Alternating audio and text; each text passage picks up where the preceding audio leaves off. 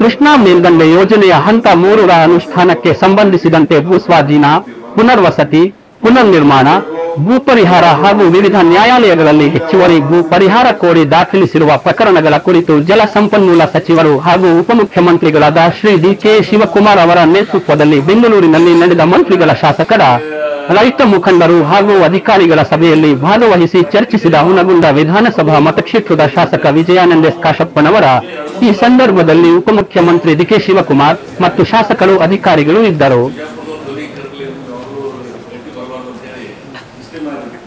Sir, ಏನಿಲ್ಲ, ನಮ್ದು ಒಂದು ರಿಕ್ವೆಸ್ಟ್ ಸರ್, ಈ ಎರಡೂ ಜಿಲ್ಲೆಗಳು ಇತಿಹಾಸ ಮಾತಾಡಕ್ಕೆ ಹೋಗೋದಿಲ್ಲ. ನಮ್ಮ ಕೆನಾಲ್ಗೆ ಏನು ಬರ್ತದೆ ಸರ್, ರೇಟ್ ಕಡಿಮೆ, ಯಾಕಂದ್ರೆ ನಮ್ಗೆ ನೀರು ಹೋಗ್ತಾ ಇದೆ. ಇವರ ತ್ಯಾಗ ಮಾಡೋದ್ರಿಂದ ನಮ್ಗೆ ನೀರು ಬರ್ತದೆ. ಆ ಭೂಮಿ ರೇಟ್ ಏನಂದ್ರೆ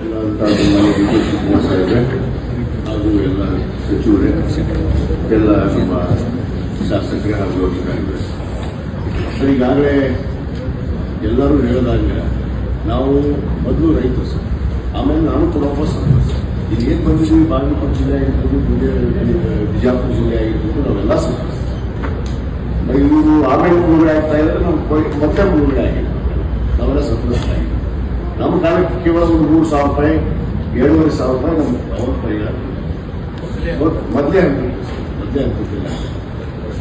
ಬಟ್ ಅವತ್ತಿನ ಕಾಲಕ್ಕೆ ಅದು ಸರಿ ಇತ್ತು, ತಪ್ಪಿತ್ತು, ಅವತ್ತು ಆಗಿದೆ.